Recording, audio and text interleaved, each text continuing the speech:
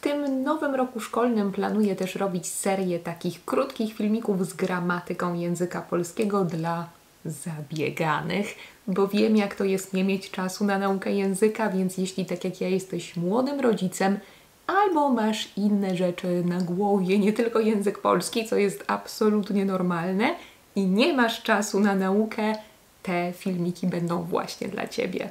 Jeśli masz ochotę dostać transkrypcję i dodatkowe ćwiczenia do tego filmiku, to odsyłam Cię na Patreona, gdzie to wszystko publikuję, gdzie regularnie pojawiają się podcasty i filmiki i gdzie mamy też spotkania online, grupowe oraz indywidualne, więc dzieje się bardzo dużo. A jeśli jesteś na tym kanale po raz pierwszy, to ja mam na imię Ania, jestem nauczycielką języka polskiego jako obcego, a to jest Płynnie po polsku, kanał i podcast dla osób, które uczą się języka polskiego jako obcego. To co, nie będę przedłużać tego wstępu, bo filmik będzie krótki i rozwieję w nim wszystkie Wasze wątpliwości dotyczące słów rok, lat i lata. Wiem, że może to być problematyczne. Bierzcie notatki, kawę, herbatę i zaczynamy. Dlaczego jest to takie problematyczne? Po polsku mamy 3 takie formy, których używamy. Rok, lat i lata. Skąd się to bierze?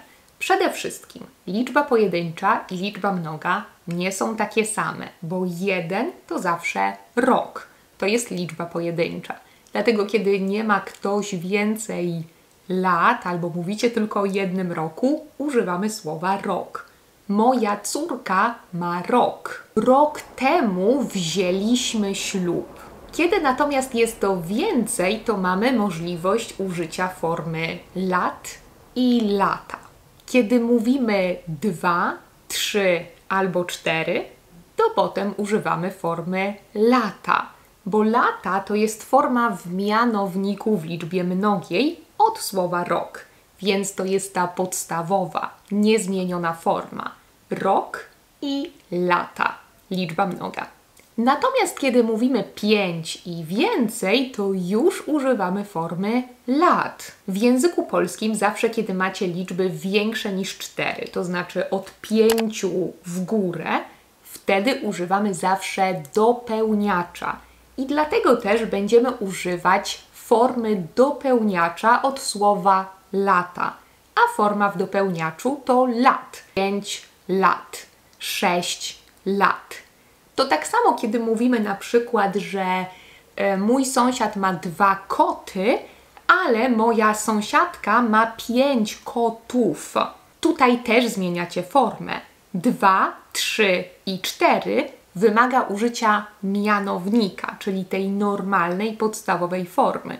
Natomiast 5 i więcej już dopełniacza, czyli zmienionej trochę formy. W dopełniaczu w liczbie mnogiej, szybko Wam przypomnę, jeśli jest to rodzaj męski, to dodajemy końcówkę ów, tak jak kot i kotów. Kiedy jest to rodzaj żeński albo nijaki, to skracamy tę końcówkę. To, co trzeba jednak zapamiętać, to fakt, że kiedy macie później liczby 11, 12, 13, 14 do 20, czyli te wszystkie liczby naście, będą też wymagały od Was użycia dopełniacza. Więc mimo, że mówię 2 koty, to powiem 12 kotów. 2 lata, ale 12 lat. Później, kiedy już macie 22, 23, 24, użyjecie mianownika. Ale uwaga, 21 to będzie dopełniacz. 21 lat i 25 lat.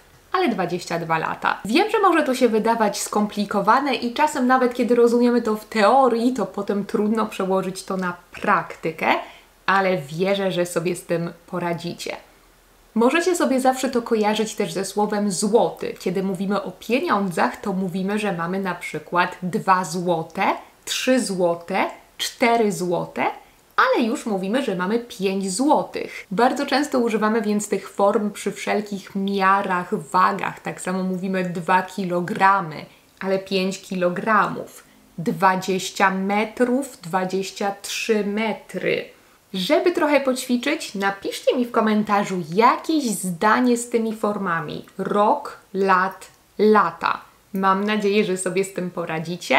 Jeśli chcecie uczyć się więcej polskiego ze mną i chcecie powtórzyć sobie między innymi te formy, to zapraszam Was też na moje kursy A1, A2 i B1, gdzie to wszystko się pojawia. Są też ćwiczenia interaktywne i dużo więcej materiału. Link do kursów, do Patreona znajdziecie w opisie tego filmiku na dole, więc tam Was odsyłam. I do usłyszenia w kolejnym podcaście, do zobaczenia w kolejnym filmiku. Nie zapomnijcie o subskrypcji, o polubieniu tego filmiku i koniecznie zostawcie komentarz z przykładem Waszego zdania. Trzymajcie się i powodzenia z polskim. Pa, pa!